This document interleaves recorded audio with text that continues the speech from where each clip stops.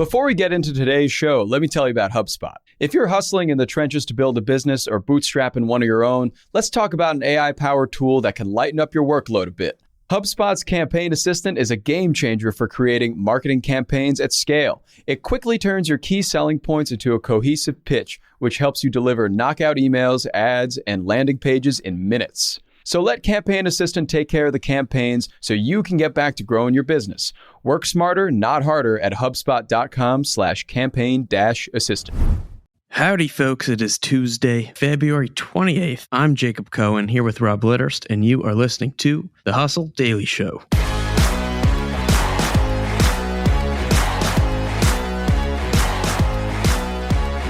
Today, we're shifting the ChatGPT talk away from Google and Microsoft into the world of social companies like Snapchat and Facebook.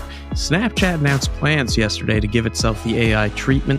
Facebook followed suit, and it's an interesting strategy that could help businesses facing uphill battles for growth. But first, let's take a quick look at what else is going on in the world of business and tech. Let's get crack-a-lackin'.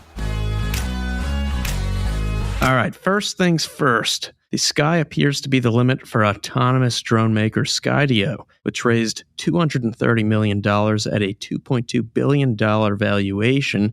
Skydio's customers include everyone from consumer content creators to utility companies to the U.S. Department of Defense. The company entered the enterprise and public sector market just 3 years ago, and its enterprise customer base already exceeds 1,200 organizations, including every branch of the U.S. Department of Defense and over half of all U.S. state departments of transportation. We've also got another talk block. The Canadian government is banning TikTok from government-owned devices starting today, citing an unacceptable level of risk to privacy and security. According to the statement they put out, no government information has been compromised because of TikTok to date. And in other news, we've got a dent in the rent. Estimates from Apartment List found the median U.S. rent for new leases in January was down 3.5% from August. I don't think many people will be upset about that. Also, the Pokemon Company released a new app that you play by sleeping. We link to that in today's newsletter. All right, we're coming to the end. Zoom is zooming. Shares climbed almost 7% in extended trading on Monday after the company reported fourth quarter results that exceeded expectations, with revenue increasing 4% year over year. And a Massachusetts teacher was accused of using taxpayer-funded electricity to operate an illegal crypto mining operation in a school crawl space. All right, JC. So you mentioned earlier that AI is starting to infect social media. What is going on and what companies are starting to take advantage of this? Yeah, so Snapchat really led the news yesterday in terms of social companies getting the AI treatment.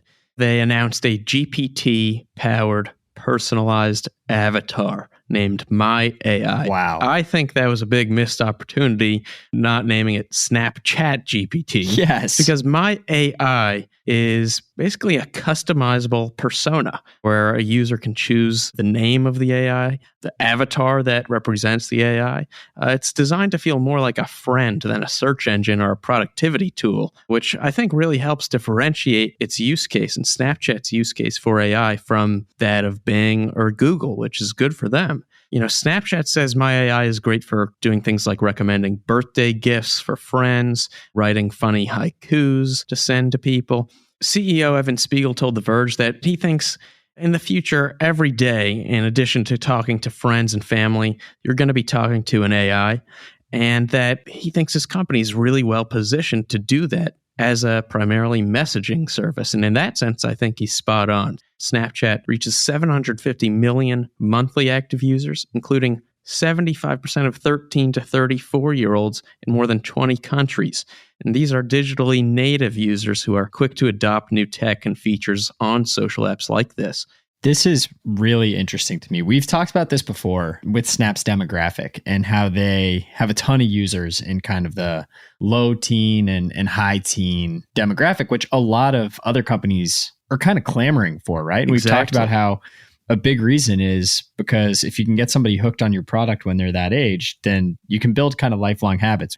In this case, I think it's really, really interesting for Snap because I think they're probably right. when it comes to how we're going to use AI. Like I definitely see this becoming part of people's days when they're, ultimately looking for things. And if they can kind of impart this more personal way to use it and get younger kids using AI early. And I feel like the biggest thing with AI is that the more you use it, the better it gets. 100%. And going off that, the reason ChatGPT got so big so fast is because of the fact that they put the tech in an interface like Google and Microsoft that people were familiar with immediately and knew how to use without knowing anything about the underlying technology. And this is almost going one step further, taking that same technology and bringing it to a platform that all these teens are using every single day. And so that sounds like a match made in heaven. And it could be good for Snapchat's business too. At first,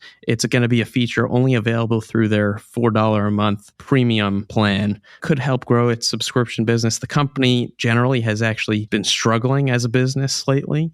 But the plan in the future is for all users to have access to it down the road. In the announcement, they said that they know the AI is not going to be perfect. They apologized in advance. But interestingly, also yesterday, Mark Zuckerberg and Meta made a very similar announcement saying they have a new product group that they're rolling out to focus on this same exact thing, integrating generative AI tech into their consumer products, things like chats and WhatsApp and Messenger, Instagram filters and ad formats. So I think maybe 2023, we're going to see a lot more of these generative AI features in the social apps we use every day. Yeah, that's super interesting. And you mentioned Snap's paid offering, which definitely seems to be a new trend in social media. Snap has this paid version, and Twitter, obviously, and Facebook have both been kind of battling over this like verification subscription where I think both of them are pretty overpriced. I think Twitter starts at like $8 a month and Facebook's is like $15 a month or something like that. I think Snap is actually handling this the right way. Like they seem to really get some things. And I think this My AI is a really solid value add to that and could potentially allow them to raise prices if it's really effective. Yeah. So really cool strategy from Snap. All right. So a lot of times on this podcast, you'll hear us talk about Prime. And most of the time, we're talking about Amazon Prime. But we're going to be talking about a different Prime right now, a sports drink called Prime that has gone absolutely bonkers in the last year or so. So, Rob, why don't you fill us in a little bit? Yeah. So if you're new to Prime, the sports drink, it was launched by Logan Paul and KSI. If you have absolutely no idea who those people are, then you're probably over the age of 40. They're two influencers who have a combined 40 million YouTube subscribers. Paul and KSI actually boxed each other a little while back. Yeah. For now, they're business partners and their sports drink is going absolutely viral. So what's in it? Yeah, that's really the big question here. So it has about 10% coconut water, but other than that seems a lot like other sports drinks. From what I understand, there's a caffeinated and a non-caffeinated version. The caffeinated version is really geared and marketed towards those that are 18 or older. It recently appeared in a Super Bowl ad, and it's actually also the UFC's official sports drink. So these guys really smart in who they're partnering with, I think, especially as they kind of expand their brands into extreme sports and mixed martial arts and all that sort of stuff. But for what it's worth, Gordon Ramsay, the famed chef, compared it to swallowing perfume. So for those of you wondering how it tastes. If it's a good perfume, I don't know. Yeah, it's a great point. So what have sales looked like? In 2022, Prime generated $250 million in retail sales, which pretty crazy. It typically retails for about $240 a bottle, but it's also become this kind of hard to get status symbol that resellers are hawking at a high markup, which is what's got it kind of going viral right now and which has got people talking about it a lot. Rowdy shoppers led Aldi, the grocery store, to limit sales to one of each flavor. Okay. You don't see that happening with Gatorade. No, absolutely not. The craziest thing about this to me is you can literally buy this stuff on Amazon right now at its regular price. Like, I don't really understand what's going on, but it does kind of speak to, I think, a broader trend in the world of branding and the world of retail. Basically creators and influencers launching brands with their audiences. And this woman, May Karwowski, who's a CEO and founder of influencer marketing firm, obviously told the Washington Post that in the next decade, she expects all the biggest brands will be made by creators because they get what their customers want. And I think that's a really good point. And you look at what Logan Paul and KSI are doing with this. And clearly they've tapped into their fans and have kind of cultivated this devoted customer base. For sure. Beyond that, in the influencer realm, you've got Kylie Cosmetics from Kylie Jenner. You've got Skims from Kim Kardashian. You've got Rihanna's Fenty Beauty, which has made her a billionaire. These are lucrative because they have so much distribution already built in. Right. The marketing can cost almost nothing for some of these people just because they have such large followings. Oh, definitely.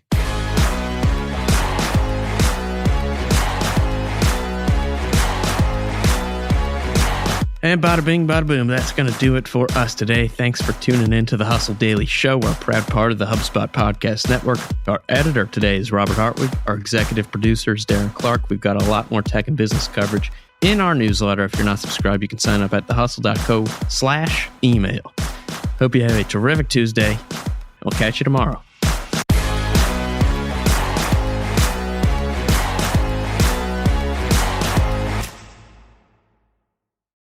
Hey guys, if you listen to the Hustle Daily Show on Google Podcasts, we want to let you know that the option will no longer be available pretty soon. Google is sunsetting its podcast app sometime in early 2024 in favor of YouTube Music, and we want to give you a heads up before it's too late since that time's almost here. The Hustle Daily Show is available everywhere and anywhere that you listen to podcasts like Apple Podcasts and Spotify. If you're using YouTube Music, we are there as well. If you're an Android fan, there are plenty of apps like Overcast, Pocket Casts, Player FM, and more. So just search for us wherever you decide to listen to your favorite podcasts.